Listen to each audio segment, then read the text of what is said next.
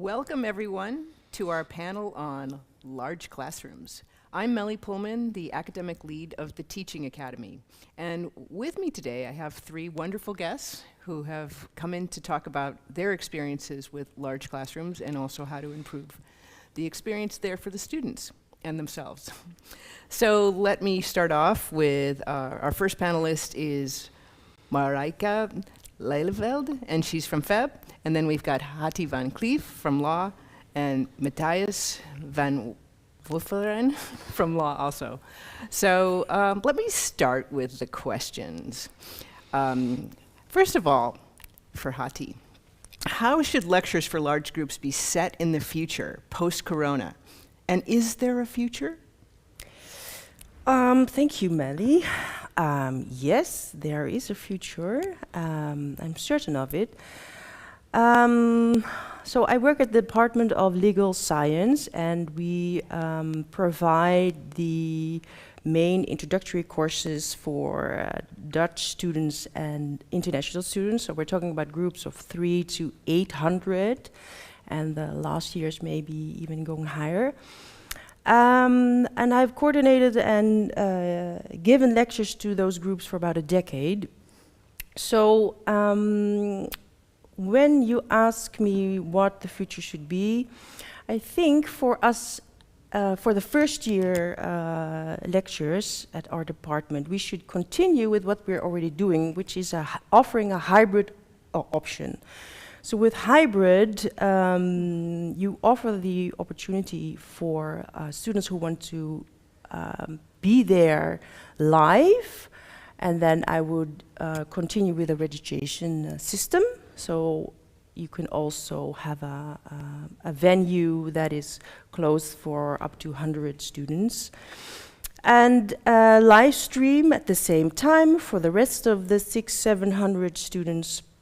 But when you live stream, just as when we are doing at this moment, use a separate link for the chat. We should continue with that. We had very good results with that.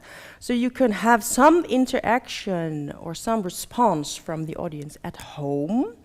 And we have used a student moderator, which is great because that lowers the threshold of mentioning or responding or asking a question. So that worked perfectly. But for the future, I would prefer the live stream to be live and then not release a video of the lecture afterwards.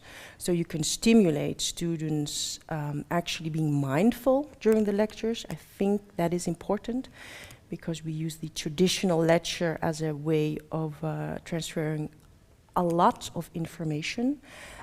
And not give them the choice, maybe, because first years might be somewhat strategic, and have them choose either not to follow or be there, log in, and then concentrate, be mindful, or otherwise, then you have missed the lecture.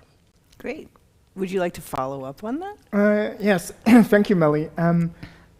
This might seem boring, but for a discussion, but I completely agree with Hattie, especially when it comes to first-year students. I think it is interesting to be mindful of the fact that a first-year student might have completely different needs and needs to be taken by the hand a little bit more into what it means to be a student. I'm a little bit more mild when it maybe comes to later-year students. So. I've taught the last year, so the third year bachelor course in European law, which is a large 800 students plus, like Hattie said, course. And if anything, I do think there's a future for the large scale lecture, but maybe, like Hattie already indicated, we can treat it a little bit differently than what we're so used to. Where every lecturer gets to cater a little bit to what they want to do with their education, and maybe even make it possible for a student to feel out what's best for them. So traditionally, we've always used it as the main way to communicate large chunks of information. For the third year course, we did a little bit differently and said, like, okay, the enormous info dump, please you're a third-year student, you know how you take your information best. If you want to just have the videos available to you, you can do that. And if you want to be there in person, you're very welcome to. That caused the main lectures to be smaller with like 100 people, which is a little bit nicer for us as educators as well. There's a little bit more direct feedback. And maybe even take what Hati is proposing to a next level, where you can even say, okay, you know, the information dump, all of the things that you really need to have, what you really have to command of the knowledge and of the skills, we can prepare that in an online setting. And then maybe have a lecture, for instance, at the end of the week where you actually offer more reflection, which you open up to students who want to engage more with the material. But everyone knows that not like students get a broad selection of topics, especially in a bachelor. And I wish everyone was completely in love with my topic, but no, like 10% of them would love European law. So for those people, the people who want to engage, you can tailor your experiences and maybe it lighten the load on both students and educators in that way. Well, thank you, Matthias. Marijke, what do you think the role of the student is in the large classroom? A very important one, of course, because they are the ones who kind of, well, they need to grow and learn from what we do. So, on the one hand, it sometimes feels as teacher, maybe especially the last 2 years, that kind of the responsibility of what we were doing, that was kind of fully on us, and that they were kind of the more passive type of kind of consumer of our courses. And it's so important to try to get them really motivated to engage themselves. And it's their studies, right? They chose to study themselves. It was not that I made them do that. And I think, especially in larger classes, it's just more difficult to get that engagement, especially in the bachelor, where people have to do courses that they actually not particularly are interested in, but they just have to do because it's part of the curriculum. And only in a master they can really kind of focus on that, for example, European law, right? So that makes it sometimes difficult. But I think the role of the student is in that sense important, that you need to have this kind of more active student rather than a passive one. And with the online teaching, there was a lot of passivity, is that the word? I don't know. But and I think that somehow needs to be changed. And part of that is also to help them what the teacher does, because indeed with the hybrid teaching and the online teaching, all kind of teachers were doing different things. They kind of came up with what they themselves preferred or liked or came up with, right? So that also made it more difficult for students. Normally it was a lecture and there were some tutorials, and that was basically it. Those were the ingredients of your week. And now, so there was some had mini quizzes, some had video recorded lectures, and there was a Q&A, or there was tutorials, and so there was a lot of things. So I think it's also good to help the student to be motivated, to give them a very clear overview of what should they do for each week, what are the options, do I expect as a teacher from them in that week to do. I even used this little kind of format that they could just print and then put a check mark if they'd done it. So I would have liked that a lot as a student, but at least I gave them the option to do that. But I think it's the activation, that it's their responsibility to study. And in that sense, I provide them the option to do that, but they have to take that. And that's kind of I think the key role of the students especially in large lectures, because I will never know their names, right? That's just by fact, indeed, 500 or 600 students. I can't even remember the 20 students' assistants' names, right? So I'm just not very good in names, but especially in large classes. So you really have to try to engage them, even without knowing their names. Yeah. Well, this kind of gets at a key topic, that, the student responsibility. So in that respect, starting with you again, Hati, should we make the lectures mandatory? Or additionally, if they watch it online, you can see if they actually watched it or not. So you could record if they actually attended. Does this matter? Well, that is a difficult question, of course, and I can only answer that from my perspective, looking at our audience, which are first-year students, and also at law. They're very specific students, because a large part of our group, might not be sure whether or not law is actually the study for them. So I actually took physical attendance with really large groups of first-year students. It started out as an experiment. We had a research course in which we taught the method, which is really, really, really important, and the lectures were not really related to the working groups, so that made it even more important.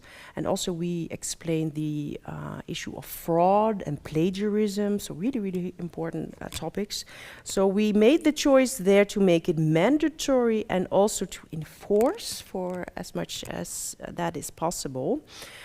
It was possible by making them get in line and actually signing off. It is hysterical, of course, and it is a monster measure. But in general, I think if we can make it mandatory in at least intrusive way for students, I would prefer that. By if it's only physical attendance, smaller lectures, then you can swipe your card maybe, and for the larger lectures you can see if they logged in. It doesn't have anything to say, of course, whether or not they actually listened to the whole lecture, but you can have your technicians or your students assistant analyze that maybe, and then have them sign off at being actually having logged in. If that is possible, I think it would help, because we are dealing with 18, 19-year-olds who are enjoying life, hopefully, and are somewhat naive, maybe. And they also ask for boundaries to be taken by the hand, as Marijke says. I concur with that. So maybe if it is possible, and if the goal is really to have something really important for also the rest of their studies, make it mandatory. I would prefer it, yes. Okay. Anybody else want to add to that, or have a counter opinion? Yeah, well, I'm not entirely, because I just wonder what it helps if I see my students they have to be in class and they just sit there and they're like in my class and not paying attention. And that for me makes it very difficult to keep motivated while lecturing. So actually, even before the corona start, I had some kind of a hybrid version, not knowing that I did that, at least not on that on purpose. So I actually had always live stream my lecture. The first week it was always in the large lecture hall so that everybody could attend, but I just knew that the attendance was dropping, and I didn't do the whole that they had to be there. So what I then asked from week 2 on, I had a smaller room. So indeed, maybe only 100 students showed up. But those students, I start recognizing their faces, and there was clear interaction, etc. And I always recorded that already, and I put that just online for those who didn't want to attend. And I was fine by that. I mean, it's their choice, it's their responsibility. Again, they were second-year students, so that is a difference. And actually, I mean, I like that, so that at least the students who want to be here and who want to attend, they could do that, and then just watch those who didn't want to watch the videos. In the year right before the corona, I did decide to put the lectures only online in that same week, because with the idea of, sure, you can be ill, or there can be reasons why you can't attend, right? I mean, that everybody has the issues, and maybe even traveling from home or whatever. So at least I had a week to do that. And if you didn't do that, then you just missed your class. I tried it out. The students didn't had any kind of negative response to that. I mean, they just knew. I informed them. So I don't know why we would not do that, right? So it's kind of a way to make sure that you keep on track with your stuff, but do allow for some variation, and you don't have to tailor-made like, but there was something in my family, or I was ill, I couldn't. It's all an opportunity to still follow it. So that kind of was my solution to it, rather than having this whole, making registration of who's attending, because it's indeed a lot thing. And I don't like teaching in front of a class of which I kind of know that maybe 80 or 90% is just not very motivated to be there. And then I get demotivated. So that's the reason that I prefer the version of, indeed, what you also said, like so smaller lecture rooms, just the ones who want to attend. Yeah. Okay, so Yeah. you get Then better audience Then engagement. I might even be like, then I will represent the libertarian option. Though I completely agree again with Hatia, as in for certain things, there things about like research ethics and the basics on real research, and like even though a student, especially in their first year, doesn't realize how important that is, I get it. You start out and you don't know where the centers of gravity are. I think even though you might not have them mentally present at the moment, I understand the necessary like mandatory attendance.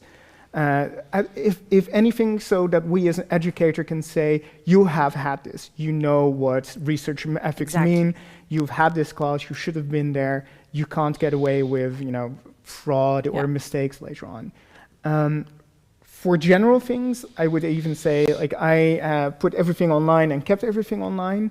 And we worked with total transparency at that point, where we just told students, look, we can give you everything you want, we'll put everything online and everything will be online, but it's your responsibility to make sure that you get the content. I don't care when you get the content, but I mean, it's your job to let me show me in the exam that you've got everything that I wanted to tell you.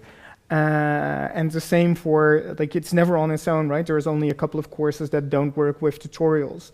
So these large-scale groups will always work with tutorials, and there we also said, look, those are not going to be recorded because that's the interaction on a smaller scale. But if you're there, you need to be prepared. You need to have watched the lecture. We don't care when or how or whatever, but you need to be prepared. If not, you're just not welcome. And then you get that selection period quite rapidly, where people who are motivated will be there, and if they're not motivated, then they're not there, and that's fine with me, and they can still get all the information that they need to. Maybe they can do things on their own, which is fine. But you also have people who will make more use of you, will be there in person, will watch the lectures afterwards, will watch them before the exam, be in tutorials. That is fine as well. And there's like 70% will be somewhere in between, which is also fine. And that also made it possible to quickly reacting to something on the screen, like one of the questions in chat, also made it possible to cater your lectures a little bit more to not all of the information, but like the complex thing that you know people will struggle with, because you can tell them, look, you've seen the thing online, so now we're going to go a little bit more in depth. And if you haven't seen, sorry, that's your loss. But again, I don't think that's like, for first year students, they need more help. They need a little bit more help and a little bit more structure, even though they themselves often think they don't. Yeah. Yeah, I was just going to comment on, in the chat, says some students miss the in-person lectures. One participant mentions that a good lecture can be very useful for complex subjects, which gets into your point. Okay, so I'll just go back to, we'll shift gears a little bit and talk about formative assessment. And again, for Hati, what are the possibilities for formative assessment for large groups? Not to make your life like a complete burden. Well, we've thought about that, of course. I think there is one option we use that might work, but I'm not sure what the students say, because they sometimes have a different perspective.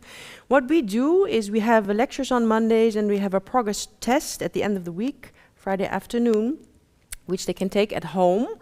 It takes about 30 minutes online, and we want them to have their law books present, the literature, and then at that moment test their knowledge and skills, see if the matter has sunk in, practice at that moment specifically, and see how they score. That is a way we give them to monitor their own progress. And of course, because they're first years, we have an incentive by giving them a bonus. It's a complex system, but one of the ways they get the bonus if they actually pass the test. So for instance, if they get 25 multiple choice questions, which are old exam questions from our database, they must pass, have correct 19 or 20 of the 25. So the problem with large groups and formative assessment in this respect is, of course, giving the feedback on an individual level. So what we do is we give feedback on a group level on the lecture Monday morning by talking about the 5 questions they scored the lowest on. And actually, in detail, the lecturer goes through those questions. And it's also nice, so you can talk about last week and then make a connection with this week, of course. So we use that. They always want the individual feedback. It's really difficult for them. And no, in an ideal world, we would give them the feedback. So they get the score, but not the feedback. But then it's gone and it's part of our exam, so that's difficult for us, but we try to give a group feedback and also mention to them that this is a way for yourself to measure where you are at that point in the course. Great. Well, I think this gets at one of the questions that come from the audience, which whoever wants to chime in first, is we all have some different perspectives on should they be required, maybe some of this formative assessment, but has anybody evaluated the method to see, does it make a difference if you do the Friday quiz versus not doing the Friday quiz? Does it make a difference if we have required attendance or not in terms of what might happen with their grade? Is anybody evaluating this? My one large complaint, educational complaint about times in COVID, I don't have enough subject matter yet. I don't have enough evaluations yet to evaluate. Like, we've run trial and error these last. Probably this is the same for all of us, right? We've done things by trial and error these last couple of years. We haven't had the time to actually test what works. Like, yes, we've done student evaluations. Those are only indicative of a certain level, right? Because like everyone, a student has a certain perspective on how they consume their education and their material, and they don't have any insight into if that would be, like, on a larger scale, the best way of doing things. They don't have comparison material, so you only know if for that student this worked. So I haven't. One of the things that is annoying is at the moment we don't have enough. Just our N isn't large enough to know if, like, what actually works, how many things, like how many new things in hybrid teaching are actually better. I have ideas, and you talk to students and colleagues, and you can see that there's some things have different energies, some things lead to different results in exams, or you get better rapport with students. But at the moment, that's still pure anecdotal evidence. And the biggest problem is that we changed so much, so you cannot see whether it was because of the quizzes or for my large ethics class, we didn't have a final exam, so there was an assignment. I mean, but there was also that we had mini quizzes each week, indeed, about the content of the course. We created that they had separate individual essays to write, so they had 3 in total. But we gave also feedback on that, so we created a rubric and we discussed afterwards. So they got their feedback on the rubric and therefore their grades, and then we discussed afterwards in a short video explaining like what we saw happening and what could be improved to help them to kind of reflect with that on their own assignment and hopefully to better understand why they didn't get a full grade or not a 10 or whatever. But we couldn't give, of course, individual feedback on all 550 students I had in that year. That was just not possible. But there were so many things that I changed that it's just impossible to say, now it's better. I mean, students were very enthusiastic. But then again, they were enthusiastic in the time of COVID. So they were also, they were also saying like, we would have loved to have the tutorials just like here in the class and we could really discuss, because online discussion is just very difficult. But so you cannot really compare that. And I would love to have that. I mean, as a Yeah. researcher, an experimental researcher, I would love to kind of do the A/B testing kind of thing. Yeah, But but your population also adapts and changes quite Yeah. quickly. I'm at the same time amazed at how quickly students adapted as well. So in the beginning, things were weird for everyone, and you had to roll with the fact, okay, we're trying to figure out what works best, give us feedback, and then we'll make do. But already in the second year, when you have a generation of students that more used to online and hybrid things, like they responded better to a to answer models and rubrics and things like that, because they could work with it, because they've already done it for a year. And with online testing facilities, they could work with it better. And you could see how quickly students adapted to that new reality. Which also meant that the validity of my experiences in the first year are nothing compared to the validity of my experiences in the second year. So I have no idea. In a normal situation, I would love to know what actually is going to work best and what would be the outcome. Yeah. And I think it's very hard in your situation if you end up with two groups. The ones that want to come and the ones that want to watch, the ones that want to come may be the eager beavers. Yes, and so then there's you could selection get hired. bias, right? Yeah. So it's very difficult to test this. Again, I mean, as a scientist, I would love to know that is kind of what I do for a living. But it's very hard to do that. It's just kind of anecdotal. You can just talk with students. You can talk to people like you, right? So people who have studied on how to teach. But it's in the end just a mix of everything you can and want to do, and then hope for the best. That sometimes feels a bit like, as if you jump into the ocean without any kind of help, and then hoping that you get saved. My biggest fear is also that in a hybrid model where people get to pick and choose and see what's best for them and interact with what they think is best for them, you create a little bit of a gap, because the people who are strongest and who have the mental capacities or maybe the social acumen to get everything out of this, they will thrive enormously, where people who have a digital disadvantage or less can't get social, or less of social butterflies and have less outgoing, and won't go to lectures or won't or make even less connections with motivated, teachers. right? Because they just don't know whether this is really their Really program, their thing. especially first-year students. I mean, they sometimes need our enthusiasm Exactly. to get motivated, Yeah. and that's sometimes difficult. The fear that I have. Like you on the one hand, it's can be amazing for people who can make use of everything, but maybe if we do this more in an A/B testing way, there's that fear that you leave a group of students behind who are still perfectly capable, but just don't thrive in that setting. Yeah, good point. Well, let's take another question from the virtual audience.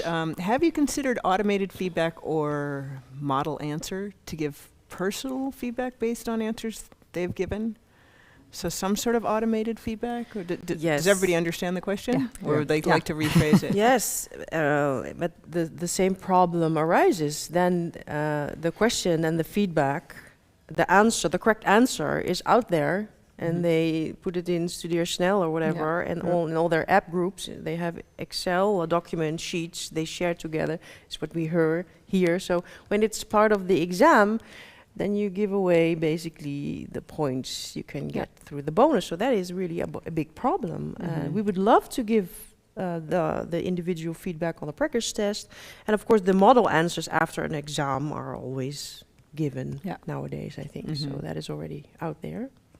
But for example, the assignment, so they have to write an assignment and an essay on why a certain theory kind of holds and why it's not. So it's really about argumentation, etc. I mean, that's kind of probably also the type of essays that you need at law. It's very difficult to kind of make that automated, right? So I would love, I mean, some colleagues of mine are trying now to kind of see, but they are more like on the statistical thing. So they're kind of more on the analysis and with numbers and whatever. So it's easier to also detect the correct answer, etc. But in a good argumentation, I don't know yet of any program who could say, well, this is a strong argumentation versus this is a weak one. I mean, I don't know it yet. I would love to have it. So our alternative was indeed to kind of create these rubrics and to explain like on what dimensions we check. see what kind of what steps there are, and then to explain afterwards as well. So to get full points, you need to have done this and this and this and this, and then hopefully that they learn from that for their final essay, where they can kind of hopefully reflect on like what we said then, and that to use that insight on a different topic and with different theories to use. But so far, I don't know. So if the audience knows about that, I would love to hear. But this is basically the best what we could do. Yeah. Okay. And rubrics already help a lot. So I know that Yeah. Hati and I both make use of rubrics quite, even before COVID, we usually... Forms. Yeah. Yeah. And I don't know if you've also had this, but I've run into colleagues who said, okay, nice that you guys work with rubrics, but now I also need to work with rubrics because Yeah. it does, Yes, it's you the set best the thing that standard. you have, and Yeah. it really does work. Students do get an overview of, okay, so this is what I Yeah. needed. Yes, it's more work in the beginning, but it clearly works for students who already know what they like. They have the knowledge, but they want to know how to apply it and how to structure things and like actually bring it to life. That it's the best tool that we Yeah. have at the moment. Yeah. But that's not the answer, of course. That No, is it's a the model. way of Yeah. answering. I would almost say, yeah. Okay, so let's get into getting students to participate in the lecture. How do we activate them? So we have a question, do we need to teach students how to productively participate in the lecture? They may not know how to ask questions. Yeah. Yes is the yeah. answer? Yes, yeah. I mean, I do think so, because I remember myself being a first-year student in a psychology class, also a large group, and I mean, it's kind of so overwhelming. I was a first-generation student, had no idea what was going on, basically, and what the protocol was, if there was any. And you just sit down, and there was this person kind of talking for 2 times 45 minutes, and you were taking notes, and that was it. So that was kind of my idea. And now, as a teacher, I mean, I would love to have students asking questions or indicate when I'm saying something that they don't understand. But I think it's kind of the hurdle that's quite high, especially in like the larger the group. The people are, I vividly remember myself asking in a second year class on statistics, which is not the course that everybody likes. And I actually understood it. So I was very eager. And I was like, okay, so I asked the question like, hey, but there's this little dot on your figure, and I don't understand, because according to your explanation, it should be over there, right? And I just heard the group after behind me, like thinking what she actually understands, what he's talking about. But I also felt a bit awkward by kind of asking that, and I was correct, by the way, so that was nice. But the hurdle to raise your hand and to say that you don't understand something. I mean, you can also ask a very stupid question and you don't want to be perceived stupid. So I think that's a very difficult step. So to learn that you can just ask questions, or to maybe provide another way of asking questions, maybe even via a chat, right? So that I can see it like we have now, right? So that we can see questions coming in. But it's not, you cannot identify the person who asked the questions. I think we can definitely kind of try to kind of boost that, especially if it's live lectures, even it's online or offline. But I think that would be a way to do it. But I think we should explain to students in the first start, like, this is what studying is, and you're perfectly allowed to ask questions. And we love that. Actually, at least I like it a lot if they ask the questions. Okay, so But they need to know it, right? That's okay. They need encouragement. Yeah. Can I chime in here? Yes.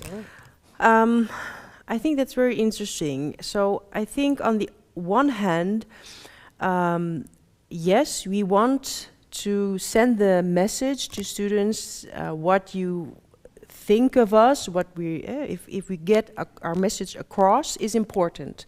So in the chat, or either live or afterwards via email or during the break, approach us.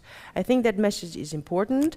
And how do you send that message? Because I've really thought about that, because I've had those terrible mandatory lectures, of course.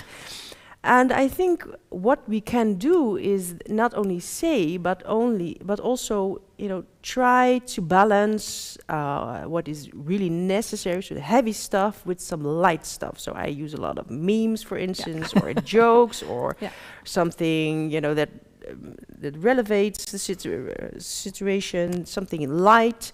And ask questions, of course, and talk about something stupid. So don't make it too big, stress the important, but don't make it too big, too heavy, and try to have them actually approach you, because they feel a distance, of course, and I completely agree with you that we have to teach them that the distance is you can come across the threshold and approach us. So that's why we use, for instance, a student moderator at the chat. Very good idea. Students love that. They really love that, and we have somebody who's great at it as well, of course, with charisma. But on the other hand, I am a bit careful with making large lectures too interactive. So questions, the audience is our control mechanism, but I find it difficult to have real interaction, because for us, the main goal is, to have the transference of large amounts of information, and then interactive ways other than asking questions is a bit difficult for our department, at least. Yeah. But I think that maybe also correlates with, and if I'm completely honest, we are all of a certain generation, so it's clear that we already have a different outlook on this. But if I may be so bold as to say, I think that the traditional lecture that we all had as students, where, like you said, Marieke, you showed up, and for 2 times 45 minutes, you got an enormous amount of information. And you can see that now also in students' responses, that's now becoming more and more of a thing they are aware of themselves. Maybe that should slowly die. I'm not saying that it has no use whatsoever, but for instance, to have that interaction, to be able to be a little bit more light, to focus more, to transfer your enthusiasm about a certain thing, you need to have a little bit more time and space.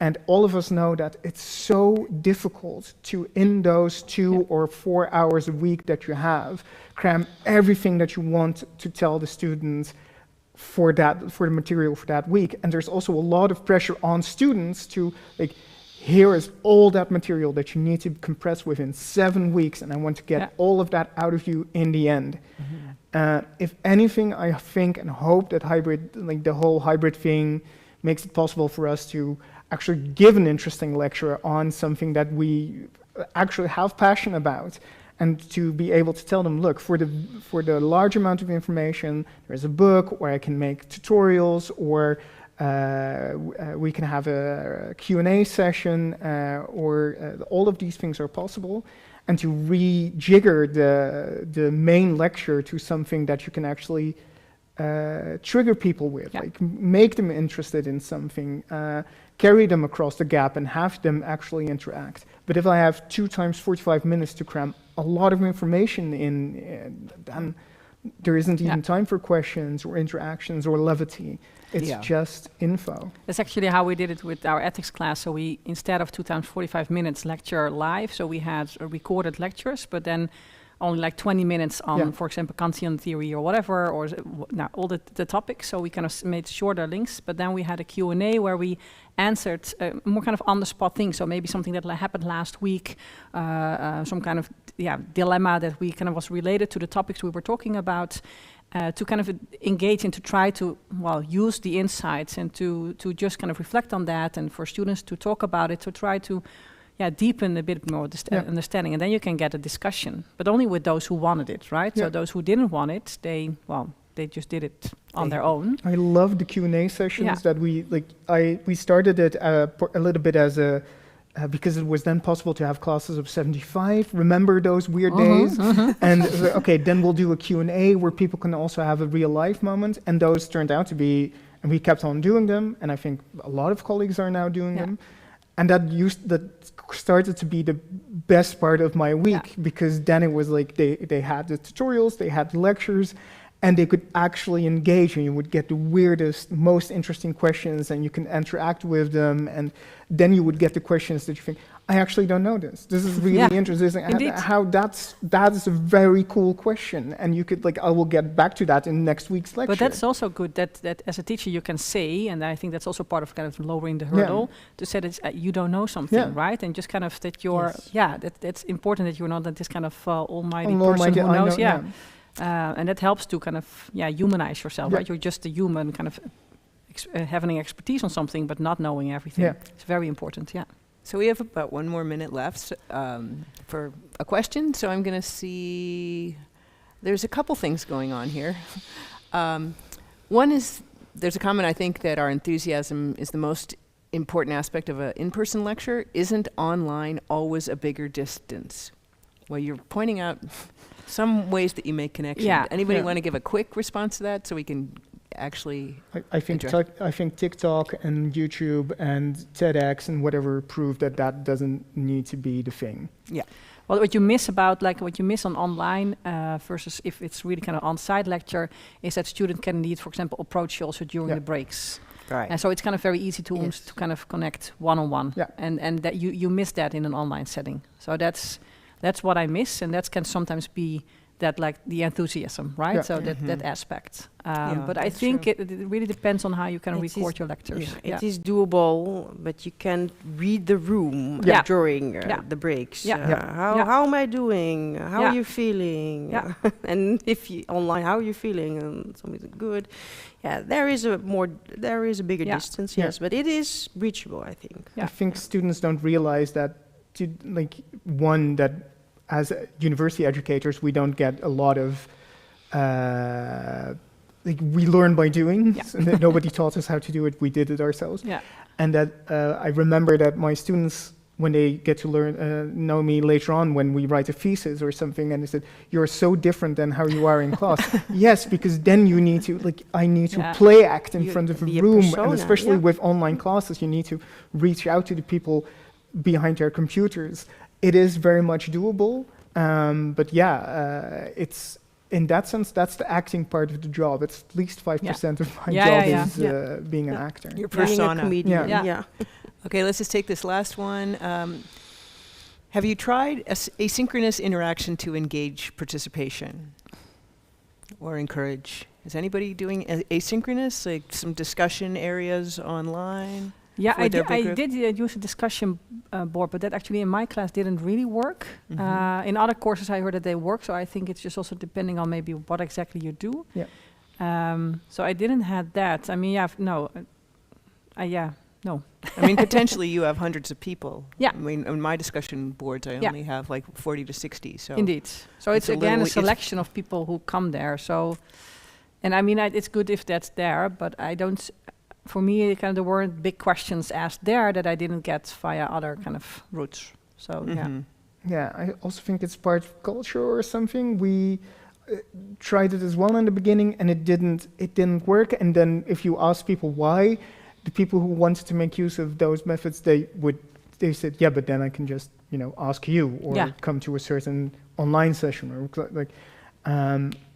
It's something that I would like to see how it would work and why does it work for certain, it works for certain MOOCs or for Khan Academy. Mhm. So there's no reason why it wouldn't work in this setting, but I think the fact that people can still reach us or, find us or find a different, in a tutorial setting or whatever, Yeah. it didn't really. But to learn from each other, so I had a colleague who was again teaching on programming Yeah. statistical things, and they were actually discussion board help. Not only that he answered, he only checked once every 2 or 3 days, but the students themselves were helping each other a lot, Yeah, and that was perfect because Yeah. then I mean that's the way you want to have it. yeah. But in most cases, my case, your probably experience as well, it's more that the only person who can answer the questions is the Is the- teacher, yeah, and then it doesn't exactly. really help, Yeah, right? I And it think doesn't that's the add thing, value. Yeah. Yeah.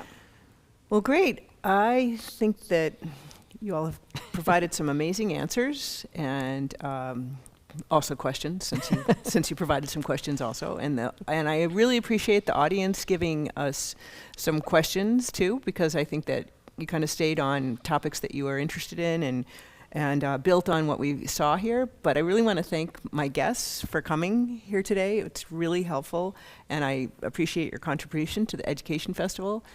And it's nice to have representation from the big faculties that have huge classrooms, because a lot of times we have people that have smaller classrooms, which is a totally different experience, as we know.